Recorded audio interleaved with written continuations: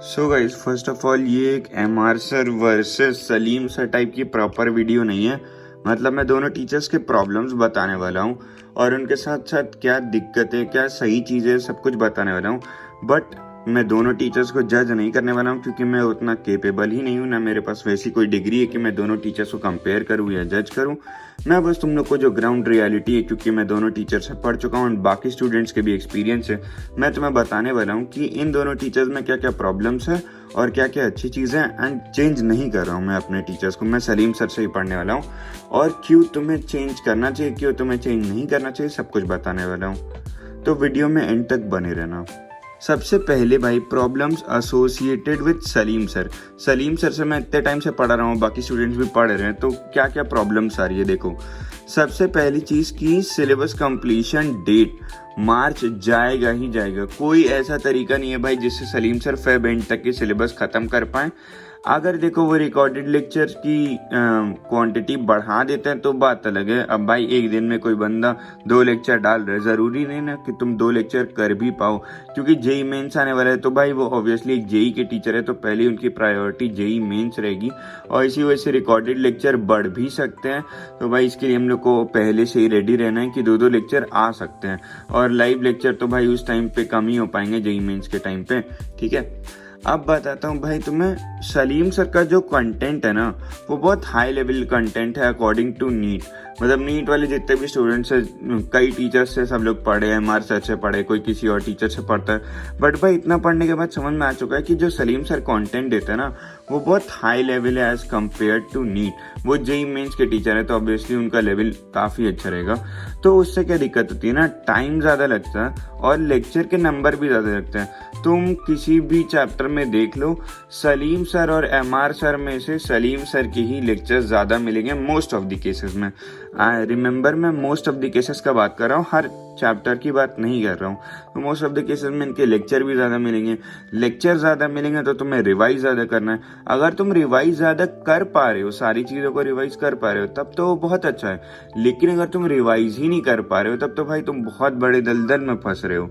और फिर भाई सिलेबस कंप्लीशन का डेट अप्रैल भी जा सकता है तुम्हारा खुद का, क्योंकि भाई डजेंट मैटर कि टीचर ने पढ़ा दिया है। अगर सिर्फ लेक्चर करके ही सिलेक्शन होने वाला रहता तो भाई सब बच्चे अभी सिलेक्शन पा गए रहते हैं, क्योंकि सब लेक्चर्स तो देख ही लेते हैं।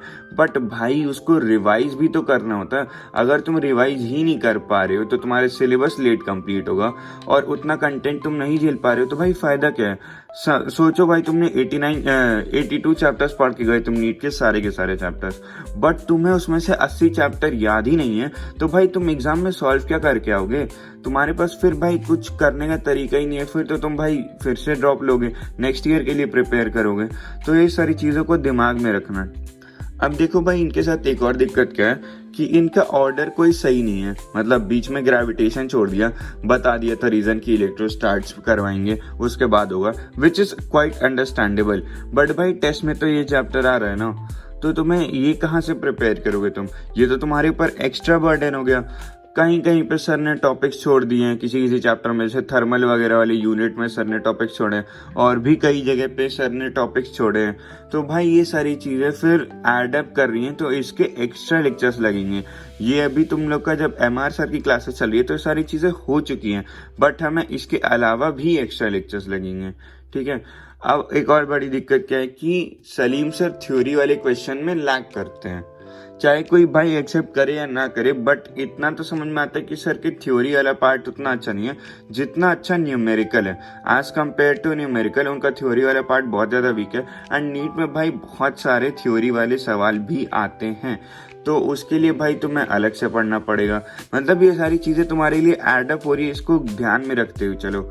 और भाई कई बच्चों ने मुझे ये भी बोला कि भाई डिमोटिवेशन होता है क्योंकि ये इतना हैवी कंटेंट है और इसको रिवाइज ही नहीं कर पा रहे हैं, ना याद रह रहा है। तो भाई मतलब टेस्ट में बैठ रहे तो फिर वो चैप्टर के जब क्वेश्चंस ही नहीं याद है तो भाई कैसे सॉल्व करे कोई बंदा।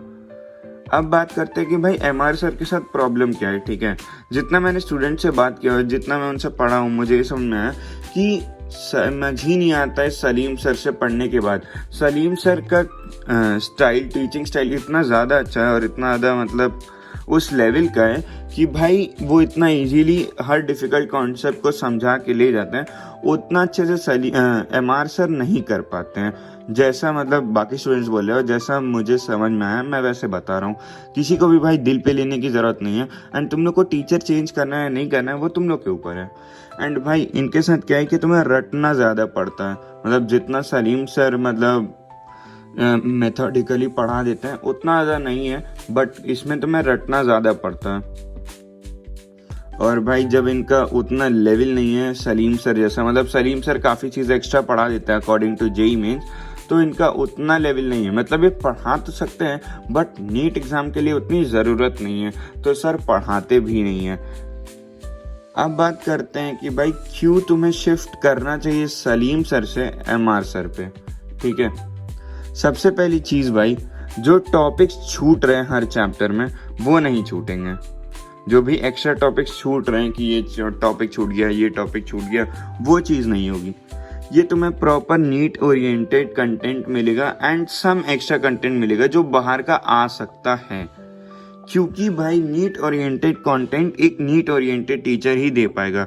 सलीम सर मेंस के टीचर है, जेई के टीचर है, तो उनको उतना डेप्थ में आइडिया नहीं है जितना एमआर सर को है, क्योंकि एमआर सर सिर्फ नीट पढ़ा रहे हैं, वो भी इतने सालों से, जब से यकीन स्टार्ट हुआ है तब से ही एमआर सर पढ़ा रहे हैं। तो भाई एक्सपीरियंस तो बोलता है भाई, उधर तो कोई डाउट वाली बात ही नहीं है। थ्योरी बेस्ड तुम्हारे क्वेश्चन सॉल्व होने लग जाएंगे, मतलब जो तुम्हारे पास एक्स्ट्रा बर्डन आ रहा है ना कि टॉपिक्स का हो गया या थ्योरी बेस्ड क्वेश्चन का हो गया, वो तुम कैसे करोगे, तो वो सारी चीज़ें यहाँ पे सॉल्व हो रही हैं। और क्या है भाई, सिलेबस तुम्हारा टाइम पे कंप्लीट हो जाएगा। इवन दो सर कभी कभी मतलब लास्ट का टाइम पे 2-2 लेक्चर्स ले लेते हैं, बट भाई वो फेब एंड तक सिलेबस ख़त्म कर देंगे, जैसा अभी उनका पेस दिख रहा है। मतलब बहुत ज़्यादा 2-2 लेक्चर नहीं होंगे, बट जैसा अभी चीज़ें चल रही हैं उसके हिसाब से मैं तुम्हें बता रहा हूँ कि सिलेबस टाइम पे कंप्लीट होने के एमआर सर के ज़्यादा चांसेस है। मतलब सलीम सर का तो हो ही नहीं सकता भाई, वो तो मैं तुम्हें बता ही रहा हूँ। अगर वो रिकॉर्डेड लेक्चर्स पे डबल डाउन नहीं करते हैं एंड बहुत ज़्यादा रिकॉर्डेड लेक्चर्स नहीं प्रोवाइड करते हैं, तब तो भाई ये पॉसिबल ही नहीं है। अब बात करते हैं कि भाई तुम्हें क्यों नहीं शिफ्ट करना चाहिए सलीम सर से एमआर सर पे। देखो भाई, पहली चीज़ तो हो सकता है तुम्हें समझ ही ना आए एमआर सर से। भाई जब समझ नहीं आएगा तो घंटा तुम कुछ सॉल्व नहीं करने वाले भाई, तो क्यों ही करनी है ये बेवकूफ़ी। अगर देखो तुम्हें समझ आ रहा है एमआर सर से भी and you are comfortable with both the teachers, तो भाई तुम उनसे पढ़ लो, वो ज़्यादा बेटर रहेगा तुम्हारे लिए। बट अगर तुम्हें समझ नहीं आ रहा है भाई, तो फिर तुम सलीम सर से ही पढ़ते रहो। एक्स्ट्रा कंटेंट की इतनी आदत लग चुकी है सलीम सर से पढ़ते पढ़ते कि तुम लोग फोमो में रहने लगो कि एमआर सर एक्चुअल में मतलब पढ़ा रहे हैं सही से या नहीं। क्योंकि भाई इतना एक्स्ट्रा कंटेंट तुम्हें जब मिल जाता है, जब वो इतना हो जाएगा तो भाई तुम्हें फिर लगेगा ना कि ये इतने से इतना हो गया तो कहीं कुछ छूट तो नहीं रहा है। तुम्हारे दिमाग में भाई फोमो होने लगेगा एंड तुम फिर टीचर चेंज कर सकते हो। तो भाई इस चीज़ में मत फंसना, और तुम्हें इतना रटना नहीं पड़ेगा जितना एमआर सर की क्लास में रटना पड़ता है। मतलब भाई रटना तो पड़ता है, देखो चाहे कोई एक्सेप्ट करे या ना करे, बट एमआर सर की क्लास में ज़्यादा रटना पड़ता है। मैंने नोटिस किया है, पर्सनल एक्सपीरियंस है, एंड भाई ये चीज़ है। अब मैं तुम लोग को बताता हूँ कि मैं क्यों टीचर नहीं चेंज कर रहा हूँ। Why am I not changing the teacher. मैं सलीम सर से ही पढ़ना रहा हूँ, तो मैं क्यों नहीं चेंज कर रहा हूँ। देखो सबसे पहली चीज़ है कि मैं जो भी सर पढ़ा रहे हैं, वेदर इट्स 11th और 12th, मैं इसको पहली बार नहीं पढ़ रहा हूँ, तो मैं मैनेज कर पा रहा हूँ क्योंकि मुझे बेसिक्स पता है। अब जैसे इलेक्ट्रोस्टैट्स का फर्स्ट लेक्चर है, फर्स्ट लेक्चर सेकंड लेक्चर मैं ऑलरेडी नहीं करने वाला हूँ भाई, क्योंकि उसमें बेसिक्स पढ़ाते हैं कि ई की वैल्यू क्या है या ये वैल्यू क्या है, फैक्ट्स बताते हैं या थोड़ा बहुत प्लानिंग बताते हैं आगे का कि क्या कर रहे हैं। तो वो सारी चीज़ है, तो वो मैं भाई क्यों ही पढ़ूंगा जब मुझे वो सारे बेसिक्स आते हैं, वो चीज़ है। एंड उसके बाद भाई थ्योरी के लिए मैं क्या करता हूँ, मैं HCV की थ्योरी पढ़ता हूँ। मतलब HCV तुम लोगों को पता ही होगा भाई, ये बुक अगर तुम लोग नहीं जानते हो तो तुम लोग क्या कर रहे हो।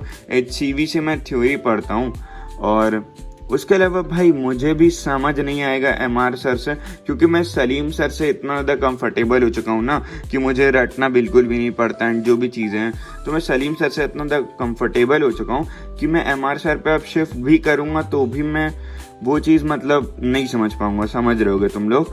तो भाई ये सारे प्रॉब्लम्स थे सलीम सर के, एमआर सर के, और क्यों चेंज करना चाहिए, क्यों नहीं चेंज करना चाहिए, सारी रीजंस मैंने तुम लोग को ऑलरेडी बता दिए हैं।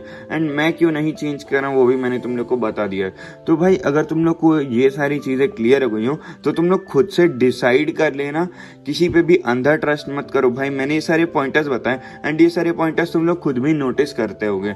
तो भाई ये सारी चीज़ें हैं एंड तुम लोग खुद से ही डिसाइड करना, किसी से फोमो में आके मत डिसाइड करना कि भाई अरे वो तो एमआर सर से ही पढ़ रहा है, अरे वो तो सलीम सर से ही पढ़ रहे हैं। ऐसा कुछ भी नहीं है भाई, तुम्हें जहाँ से समझ में आ रहा है तुम वहाँ से पढ़ो एंड इन पॉइंटर्स के बेसिस पे कि तुम्हारी क्या प्रॉब्लम्स हो सकती हैं, क्या प्रॉब्लम्स नहीं हो रही हैं, उन पॉइंट्स के बेसिस पे डिसाइड करो कि क्या तुम्हें एक्चुअल में चेंज करना चाहिए या नहीं। ये एक जनरलाइज थिंग थी जो मैंने तुम्हें बताई, बट तुम्हें खुद के लिए खुद से ही डिसाइड करना पड़ेगा एंड तुम लोग इतने बड़े और मैच्योर हो कि खुद के लिए चीज़ें सोच और समझ सकते हो। तो भाई इसी के साथ हम लोग इस वीडियो को एंड करते हैं एंड मिलते हैं नेक्स्ट वीडियो में। पीस।